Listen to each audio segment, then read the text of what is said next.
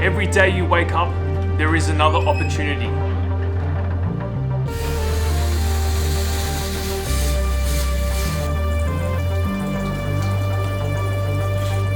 Don't miss out.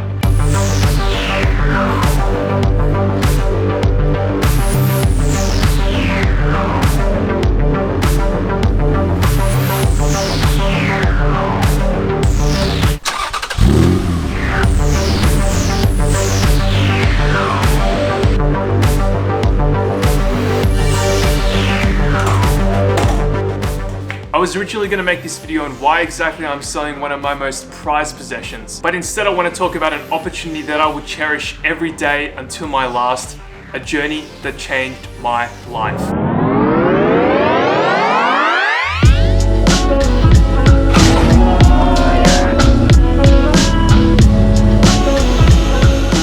I want to talk to you about an opportunity I had, a risk I took, not knowing the outcome. Let's start from the beginning. 3 years ago, for some reason, developed the sudden urge to wanting to drive manual. Continuous times I would ask my friend Will to teach me in his manual car so that he could teach me how to drive manual. And of course, there were problems to that. How would I progress if I didn't have my own manual car? I quickly learned that I had to get my own manual car. I didn't want any ordinary Mazda 323 you see Uncle Bill driving around with those fluffy seat covers. I wanted something unique. I began my search on Gumtree with only the preference selected for rear-wheel drive and manual, and an MR2 popped up. An opportunity popped up. Less than a week later, I was on a plane to Sydney and I didn't know what I was doing. I had barely any money in my bank account. I had never been to Sydney before. All I knew is that I wanted this car. So it's currently 4:57. So we just got to Will Burrito's house because we can't take this trip all alone. Sydney Opera House, Sydney Harbour Bridge.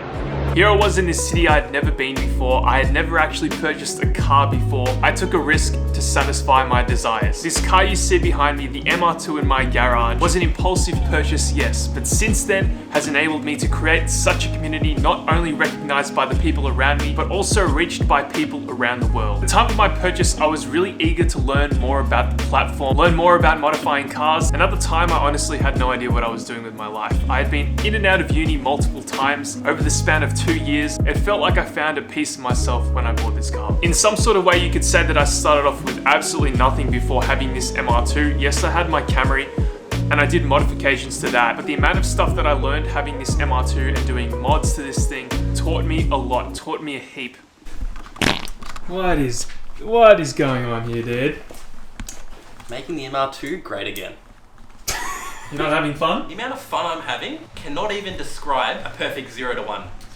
0 to 10 scale. That's how much fun I'm having, which is 0. This is actually perfect. We have Lachlan in the garage working on his MR2 while I'm talking about selling my MR2. Onto that. So I forgot to mention, the reason why I purchased the MR2 was purely for the fact that I didn't know how to drive manual. Not because it was a dream car or anything, but essentially over the past few years, I've made it into what I consider a potential dream car of mine. You see, Lachlan and I have been through thick and thin with this MR2 journey. We've learned so much about the platform. Almost 90% of everything that you could ever imagine about working on MR2s, Lachlan and I have done it all. I guess I've sort of reached the stage where I believe the MR2 is finished in my mind. I feel like any other modification that I do to the car could potentially ruin it. I was planning to do a turbo kit. I was planning to track the car, but I've decided to try drifting first.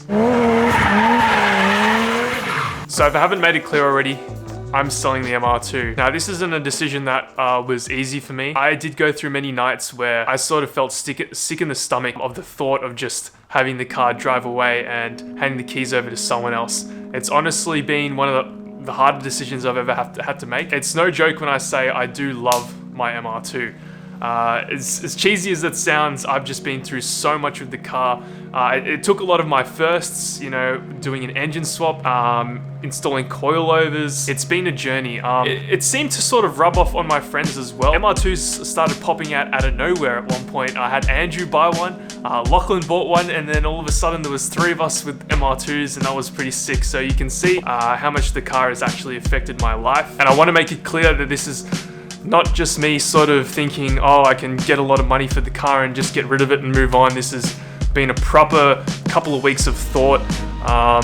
And unfortunately, it's going to benefit me more if I do sell the MR2. If you go back to one of my first ever videos of the MR2 till the end, you can just see how different the channel was. Back at the start, we were focusing on doing muffler deletes, sway bar installs, but you can see with the MR2 platform, it completely changed our lives. Like, we did an engine swap on not just my MR2, the Bentley over here, which we will still keep making videos on, if Lachlan decides to get it painted very soon. But honestly, this platform has taught Lachlan and I so much about modifying cars. Like, the effort is just something that I won't ever get back. Countless hours grinding away in the garage. It's seriously going to be sad to see the MR2 go.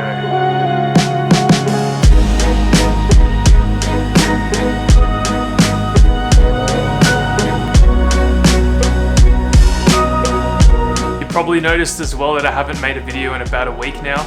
And that's because I've just been trying to think about what the future of this channel beholds. I've had a lot of discussion with my friends, trying to think if it's a really good idea to sell the MR2, and if so, what am I going to do with the channel after it's gone? Obviously, we still have the Chaser. That definitely won't be leaving anytime soon, if not at all, because the Chaser is what I define as my absolute dream car. This channel and what I like to do is focus on builds. I myself like to see progression from start to finish, and like I said with the MR2, we've pretty much done everything from the start to the end. What this means for the channel is that we will be getting another project car. I don't exactly know what it is yet. Whatever it is something that I can't tell you because, yeah, I just don't know, but you will soon find out. Does my wiring make... My brain just died just then. Does my wiring make both these mirrors fold out is the question. Okay. Does it? Nice. Give me a sheesh, fam. Sheesh. That is sick. That is damn sick.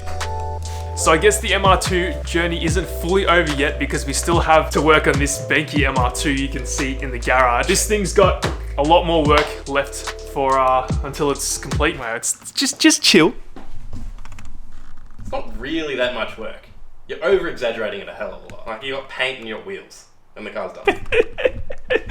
I made this video sort of about opportunity and brought up opportunity at the start of this video because I believe I have another opportunity that I need to take hold of. And it's up to you what opportunities you choose. However, just know that you will never understand the alternative to your choice. And that's why it is important to try use every opportunity to your advantage. And it's something to think about in life when you come up with these ideas to jump on board that spaceship and head off into the universe, or you can live comfortably and chill. First person I need to say thank you to is Paul Woods. This man solved our issue of these cars being so slow from factory, the naturally aspirated ones. The turbo ones are different. Paul Woods was kind enough to be one of the biggest sponsors for the Rex H channel when it came to MR2s. He is honestly the reason why we were able to do an engine swap to begin with. Paul, if you are watching this, I'm so sorry that I'm selling the MR2. I'm sure you saw it coming, and I didn't ever want it to be like this, but unfortunately, I guess on to bigger and better things. Matt Defacts. Look, man, if you were watching this as well, you were one of the biggest helpers as well, even providing me some parts and some very good knowledge. I'm very keen to see what your MR2 looks like when it's done. Another person I'd like to say thank you is to Daniel Hertz, who was the person who supplied me a ported throttle body. And this man, all the way in Canada, was such a big help with anything that I was also confused about with the 3BZ. Thank you all for riding along this journey with me. There's going to be more content coming on stuff, I guess. I guess we'll see what the future holds. We're going to have to do a couple more videos on this thing before we get rid of it. It's so sad. But I will catch you guys in the next one. See ya. I was gonna say a joke, but say a joke, come on. I forgot the joke. What?